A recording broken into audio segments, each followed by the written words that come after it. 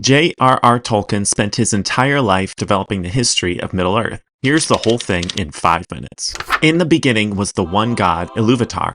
He created Arda, which is the world. This world was inhabited by the Valar, which are basically like gods, and by Maiar, who are basically like angels. And there was also Melkor, who used to be a Valar, but he rebelled and became evil. The Valar and Melkor fought a big war that reshaped the world. The result was that the Valar inhabited the land of Aman, while Melkor and his forces of darkness inhabited Middle-earth. The Valar's realm was called Valinor. They created 2 special trees that shone and provided light. But Middle-earth existed in darkness because that's how Melkor wanted it. Long ages passed. Then the elves awoke in the darkness of Middle-earth. The Valar were worried about the safety of the elves, so they waged war against Melkor, defeated him, and imprisoned him on their land. Then they called the elves and told them to come to Valinor. Some elves went, and some stayed. Those that went were called the Elves of Light, and those that stayed were called the Elves of Darkness.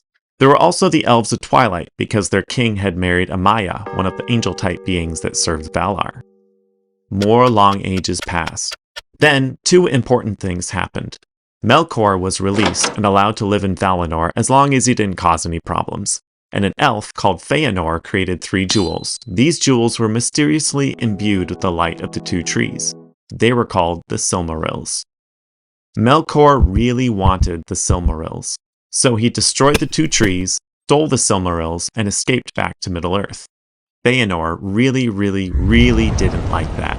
He renamed Melkor as Morgoth, and afterward that was the name that everyone used. The Valar took remnants of the 2 trees and created the sun and moon. Then Feanor took a bunch of elves and sailed back to Middle-earth to get the Silmarils. By the way, Galadriel was among them. Feanor and his elves fought against Morgoth, but Feanor was killed by a Balrog. Okay, let's talk about these different groups of elves. The elves that Feanor led back to Middle-earth were called the Noldor. The elves of Twilight were called the Sindar. The Sindar weren't huge fans of the Noldor, but the 2 groups of elves banded together and drove Morgoth into his dark fortress of Angband. They laid siege to it for 400 years and, generally speaking, had peace in Middle-earth. At this time, there were 3 major elven cities. There was Nargothrond and Gondolin, both ruled by the Noldor, and there was Menegroth, ruled by the Sindar. The dwarves had awakened many years before and created a home way over in the east called Moria. They actually helped the elves build Menegroth and Nargothrond. Then the humans awakened, and the elves let them live pretty much wherever they wanted. So, everything was fine. Morgoth was hiding in his northern fortress, the elves, men, and dwarves were friends. But Morgoth wasn't sitting on his hands all those years. He concocted all kinds of monsters and finally sent them out and started another war. And it's kinda rough on everyone. Around this time, the 3 great tales of Middle-earth happened. A man named Beren and an elf named Luthien fell in love and steal a Silmaril from Morgoth. A man named Turin slayed the dragon Glaurung, and an elf betrayed his own people, leading to the fall of the city of Gondolin. Anyway, the war didn't go so well for the people of Middle-earth, and all the great cities of elves were destroyed. Then an elf sailed across the sea and asked the Valar for help. The Valar were still a little resentful about what Feanor did all those centuries ago, but they gathered an army and went to Middle-earth. They destroyed Angband and cast Morgoth into the void beyond the world. The war was so great and so violent that it changed the shape of the world. During all of this, the 3 Silmarils were scattered. One fell into a fiery chasm below the earth, one ended in the depths of the sea, and another became a star in the heavens. After the big war, many elves went back to Valinor, but some stayed.